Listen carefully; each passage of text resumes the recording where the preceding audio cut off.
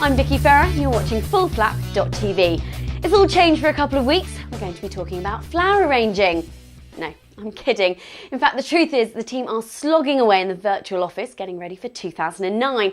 If you sent an email with a feature idea and never got a reply, firstly, sorry, but secondly, we are going through them right now. All Rick, our producer, will tell me is that there are going to be a huge number of new features to the show next year.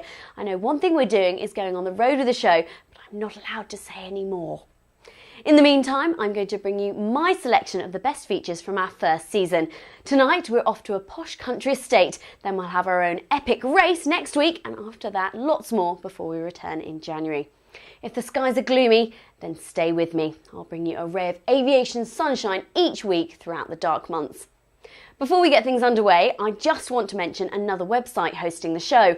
Brian Tutty is a man who makes GPS units actually look good in vintage aircraft. He's also the man behind this amazing project, which I hope to hear a lot more about in the future. Check out his website for more. Right, now it's time to get on with this week's feature. Hobbies are like fine wine. To some, aviation is the best of them. It has sparkle, good character and pedigree, and whiffs of adventure in glamorous locations. To others, it's more like a cheap box of red from the value section of the supermarket. Read any aviation forum and you quickly discover that pilots struggle to get their partners involved, because for many, it's just not tasty enough for their hobby palate. This is one such partner. Her name is Marnie. She was born in America, and despite coming from the country that loves GA, she doesn't. In fact, it's fair to say she hates talking about flying. Let's see what happens when we offer her some aviation magazines. So, who's married to this lucky lady? Yes, it's me. She's never flown with me, and so it was finally time to try and prove to her that flying is fun. But the Full Flap team decided to turn this into a challenge. Throughout the day, I would have to find out on a scale of 1 to 10 how much my wife was enjoying it. Are you looking forward to this? If I could get her to say 8 or more, I'd win the challenge. So this is the aileron, which actually changes the way that we roll when we're in flight. Yeah. And if you come and have a look around here, there we've got some really big shock absorbers. And I'm not getting down underneath there. I don't think talking technical works. Make sure it is all okay. It's going to pull us through the air, so it's... Okay. And then we've got a fantastic engine in here as well. I don't want to see it.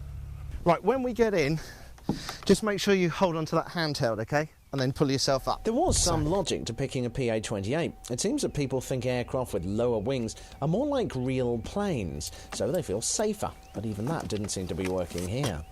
So how much are you enjoying this on a scale of 1 to 10? Do I have to answer that yet? I'm not quite there yet. It seemed to make a lot of sense to take some travel tablets. One person advised me that at worst it would ease any air sickness, and at best would make my passengers so drowsy they'd stop their whinging when they fell asleep. Oh, it's fantastic, isn't it? Which is great, I love it. Yeah, it's great. Why don't you just fly? Was that a yawn? What do you reckon of the view of it? It looks like England. So how much are you enjoying it at the moment then? I don't know why you keep asking me that, but about a 3. Is this it? Is this all we're going to do? Just fly around in circles? It was at this point she saw that we were landing at a racing circuit and the talking, well, stopped altogether. I used to compete in motorsport, and Marnie used to hate that hobby even more. Probably worth mentioning that if you want to head to Goodwood yourself, it's really easy to find if you're flying in the south of England. It's got a VOR on the airfield, so just punch in those numbers and go straight there. You'll find the details in the members' show notes and more tips on the Full Flap website. We're going to have a coffee. That's fantastic. I could have had one at Starbucks. Yes, you could have had one at Starbucks. But I like the lamps. Not an unsurprising comment, I suppose, and that's what normally seems to happen when you visit an airfield. But I had a plan to ensure I was going to win this challenge. This is Steve. He's waiting for us. This is really exciting. You're impressed? Yes, I'm impressed. You've got to give me credit. This is worth an 8. What do you make of the car then? Do you like it? Yeah, it's a very plush car. It's, in fact, the most plush car I've ever been in, aside from maybe the museum. I think this is working. I think it is. I think I'm impressing her well. So this is the best bit of the day so far, yeah? Yeah, actually it is. It's the part, you know, good, nice views and all, but I like my cars too. It's about to get better. Go on, I'm going to push you again. Out of 10, how's the day going?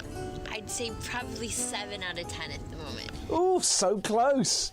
But it's getting there. The Kennels Club is part of the Goodwood estate. In fact, membership is included with the Aero Club.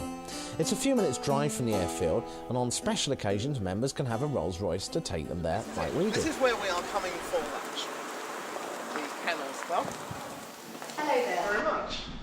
Is it your first time with us? Yes, gorgeous. Yes, beautiful. Very pretty. See the beautiful view there. That's the west side Of the house? of the Goodwood house. You've got to tell me, why is it called the Kennels? Why is it called Kennels? I mean, you have got a big picture of a dog up there, which is probably a big clue. Yes, it is. It used to be, it used to house the hounds for the Duke of Richmond years ago.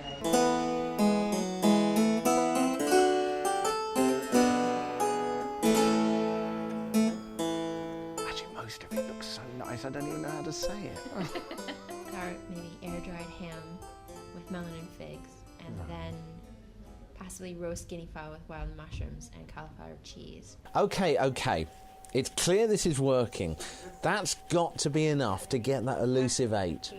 Yeah, fry it off. I think I've learned to eat properly now. So good. Just look at this. Oh, So far we've flown here, then we had the ride in the Rolls, bring you here. Now we're sitting down for dinner, you've had a look at the menu. Is it working yet? Am I convinced about your flying? Do you want to go flying with me? This is a nice treat. It was like this every time. The question is, Yes, do you I want to would. go? But is it like this every time? Of course it is. Okay, one final time. I'm not going to ask you this anymore today. Out of 10, how did the day go overall? Definitely thinking 8.5. Yeah, definitely. It was such a great day. I had really good time today. I'm really glad. Really, you did an amazing job. Thank you. Ah, victory is sweet, full flap team. Okay, so she's right. Okay, we're probably not going to be doing this every day. But in fact, after we made this feature, I started to look for other places where we could go that we could also enjoy a day out. I get to fly, Marnie gets to enjoy a day of doing things. In the end, if that's the only way we can mix our hobby palettes to create a flavour that we both like, it's got to be worth it. Next week, another challenge. Everyone's doing them, races between different types of transport, so we decided to do our own. I'm Vicky Ferrer, and you're watching fullflap.tv.